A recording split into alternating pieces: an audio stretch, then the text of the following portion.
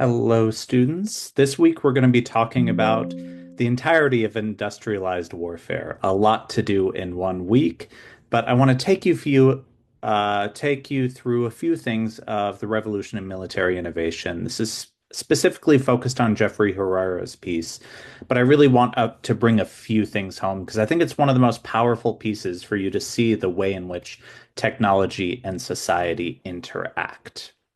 So, key takeaway from this class, it's not just the technology. Technology alone does not determine outcomes. It's socio-technical systems. What does that mean?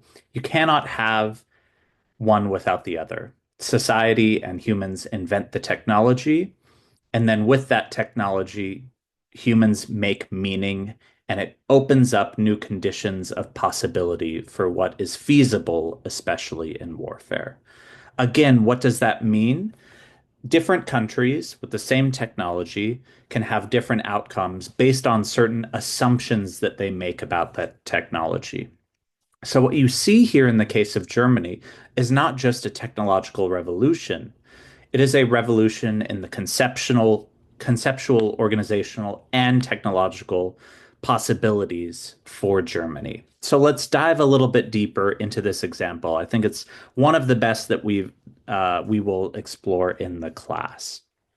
So something that's easy to forget, right? Germany was not one solid unified country like we think about today, right? So you can see on the map here, you had East Prussia, you had West Prussia, you had all these different regions of Germany. It was truly an amalgamation of various states. You see similar things in other countries at the time. The Italian city-states didn't unify until the late 1800s. So a unified Germany made practical the idea rail made practical the idea of a unified Germany. Sorry, can't talk today. So it gave you the idea that if you could unite these states via rail and it was easier to travel to, that you could somehow have the idea of a unified state, something that wasn't necessarily conceptually allowed at the time. So you can see how the technology enables the idea or makes real the idea of a unified German state. But you also need to make sense when it comes to war of what that looks like. So, for example, in the paper, Friedrich List talks about thinking that rail would lead to better defense. So you have these competing ideas. How is rail going to be used in war? And you have those that think it's going to be better used for defense, those that think it's going to be better used for offense. So when you have this invention, I think this is really important that you see that it's still a competition for ideas, and certain assumptions are going to be made, and that's going to lead to certain outcomes in warfare, right? It's not a given that war would lead to offensive warfare. So in contrast, Helmuth von Moltke, which is absolutely famous name and absolutely famous hat, chief of the Prussian General Staff.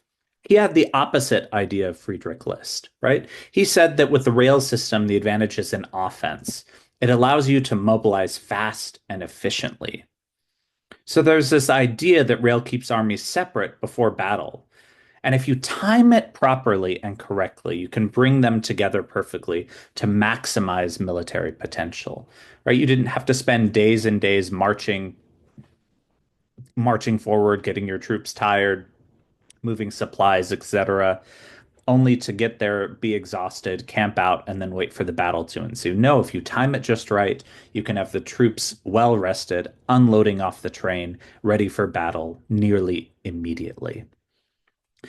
And Germany went with this assumption. Germany thought that railway would lead to a better offense, and that's what they continued to run with. And so this was a massive shift in German military culture and identity. So the paper argues, and I think quite effectively, that you had a shift in identity where the officer class went from warrior, so someone to be feared, someone who was a master tactician, to a technician, bureaucrat, and an engineer. War was more about planning than actual war fighting with this new technological invention. You have this massive planning, administrative work, and professional expertise that goes into this. So everything was planning for war. How best to utilize this, how best to mobilize on the train timetables in order to meet where you can in order to fight and win wars. So you have, and here's the kind of map of the train timetable or of the train maps at the time. So you have this revolution in military affairs. And Herrera's piece really kind of takes you through this in more detail, but some highlights I really want to showcase are that at first they collaborated, the German military, with civilian railway authorities, and then they just nationalized the whole thing, right? They just took it over. And they had something ingenious. It costs quite a bit more, but they had double tracking, right? Instead of just having a single railway track, they decided to make everything double so that you could have back and forth travel in wartime.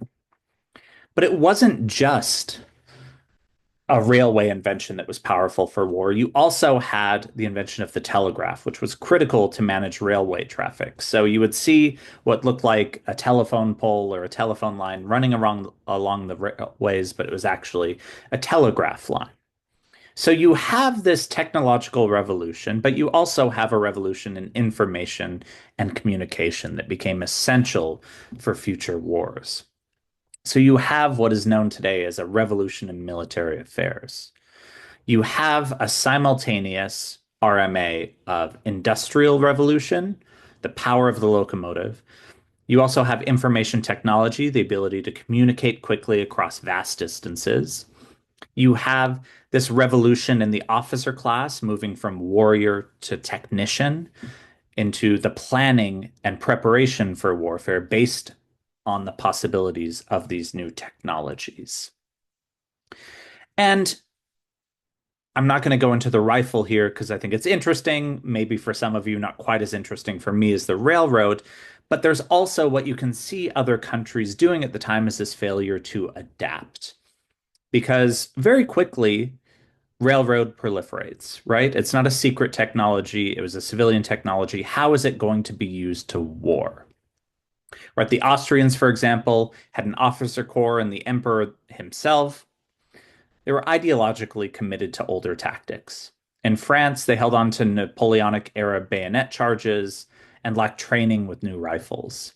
And Russia did little war planning or preparation like Germany, right? So you have this idea that, sure, maybe railroad technology, maybe new rifles will change, but you had many other countries committed to old ideas, right? They didn't want to give up and try something new, whereas the Germans at the time really planned through this and wanted to adapt. So I'm going to exit here because this video is going to be available on your Canvas page.